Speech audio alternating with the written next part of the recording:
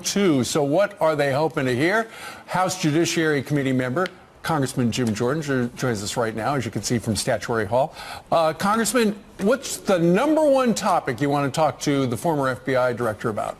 Well, I think, first of all, we hope he actually answers some questions today. You know, last time 245 times he said he didn't know, couldn't remember. So we hope he answers more questions. I think I'm going to ask him about the Comey memos.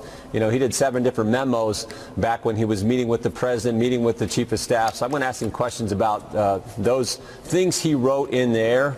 I mean, well, think about Jim Comey, though. I think this is important to understand. For him, it's all about Jim Comey. And he thinks the rules don't apply to him. You can just go to last week, where he said he got away with not following the rules when they interviewed Mike Flynn, got away with not actually allowing Mike Flynn to have, I think, his constitutional rights when the FBI interviewed him. And there's a host of other things that he did that just weren't consistent with how you're supposed to do things, right, all the way back to when he took the decision away from Attorney General Lynch and made it himself on the Clinton investigation. So all those things, plus I think some specifics in the Comey memos, is where I think I'll focus. Well, you know, when he came out after 7 hours in front of you guys last week, he said, they're still asking me about Hillary Clinton's emails. I guess in his mind, that subject is closed, and he was right not to recommend going after her.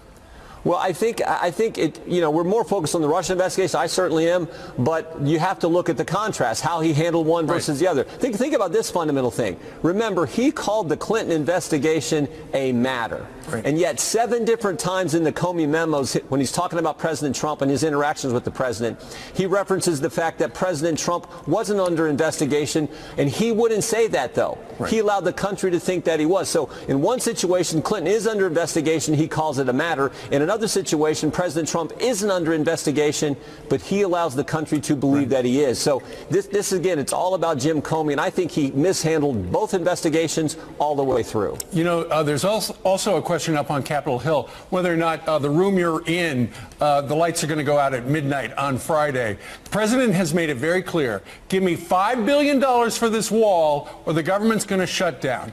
Where does Jim Jordan stand on this? We got to get $5 billion for the wall. This was a central theme, central promise we made the voters in 2016.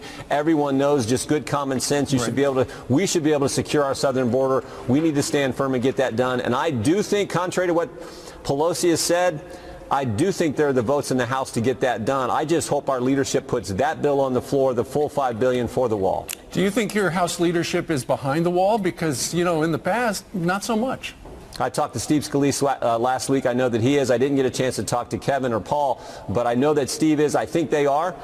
So let's again, this is real simple. Let's just do what we said. Everyone knows we promised a border security wall to secure our southern border. The president was clear, very clear about that last week in the Oval Office. Let's stand with the president and get this done. One-word prediction, shut down, yes or no?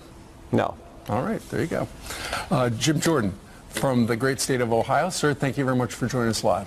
Joining me now, Congressman Darrell Issa, House Judiciary Committee member who was not in the room today but has been receiving updates from his colleagues on that committee who were in the room, and he joins me now. Congressman Issa, what did you think about what you've heard about today and about Comey's comments in the hallway to reporters?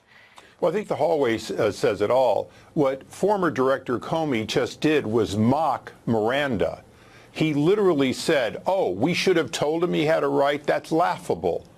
You know, literally trying to roll back a Supreme Court decision that has been the law of the land for decades, that his entire career was an expectation when somebody was a target, would be bad enough. But let's talk about what he really did. He fails to tell the president, when he's the president-elect, that in fact they're already doing this investigation. He then interviews the National Security Advisor right after he becomes a National Security Advisor in the White House, traps him into a lie because they've already recorded his conversation with the Russian ambassador. So now what they're doing is 3 days later, he sits there with President Trump, President Donald Trump, his boss, and President Trump asks about Flynn, and what does Comey do? He doesn't tell him that he's got the goods on his national security advisor who has lied to the vice president. Now, if you forget about all the criminal stuff and everything else, he had an obligation to let the president know that he had a national security advisor that was now a risk. But if he had done the job properly when he had unmasked Flynn to begin with, he would have gone to the president with that, and this would never have happened. It was clear he was always part of the insurance policy. His goal was to entrap not just General Flynn, but the president, and he thinks he's done it. I hear everything you're saying. You know, you just said that he sort of wanted to cast aside Miranda rights when he talked to Michael Flynn, but then you said cast aside all of the criminal stuff. And James Comey is saying we can't do that. He lied to FBI agents, and he lied about meeting with Kislyak, and he didn't tell the truth about talking about sanctions with Kislyak. And to Comey, that is what matters more than anything. You see, but that's not what matters. At the moment that he unmasked General Flynn talking to a foreign agent, he owed the president an explanation, unless he was trying to entrap the president-elect, if you will. Remember, this is the Obama administration getting the goods, the insurance policy, if you will, on the president, creating a crime where there was no crime. Ultimately, the discussion with General Flynn wasn't a crime. They're not charging him with that. The lying to the vice president, although wrong, might not have been a crime. But Comey withholding this from the president when directly asked is, in fact, the kind of a thing that causes you to know that he was not only never loyal to the president, but he was, even before Donald Trump was president, he was already part of souring the presidency by not giving him things that he needed to know, for example, not to have Flynn be his national security advisor, for example. I think both things can be true. Both things are true, that he should not have misled the vice president. He should have said, I did talk to Kislyak about the sanctions, and here's what we talked about. Here's why I felt like it was okay. Obviously, I can't do anything about the sanctions now, but we talked about what might happen in the future. It's part of the transition, all of that as you go through. But your point about the fact that why he would not do one of two things: tell the president, look, this is what we have on this transcript of this conversation. You need to know about this with your national security advisor.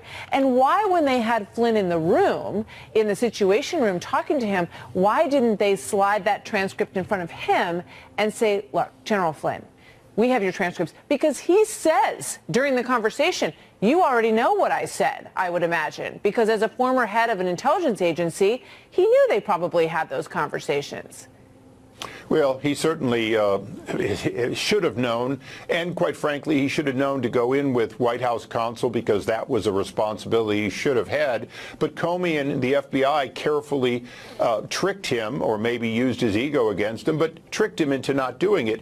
Again, though, then FBI Director Comey had every reason to prevent General Flynn from being the national security advisor if he thought he had done wrong. Instead, what he did was he let him become the national security advisor, failed to answer the president's questions as he was trapping him into a criminal charge, and then squeezing him to try to get something against the President of the United States. The reality is, this investigation, long before there was a special investigator with Mueller, was really about Comey going after the president.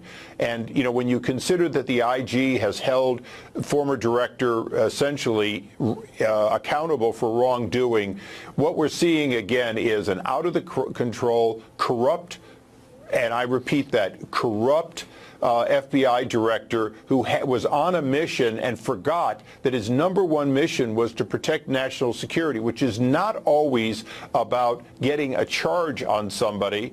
It is often about stopping a crime from happening. He made no effort to stop a crime from happening, and that is probably the best reason in the world that what President Trump did in firing Comey was the right thing and should have been done on day one. Congressman Darrell Issa, thank you very much. Good to have you with us tonight.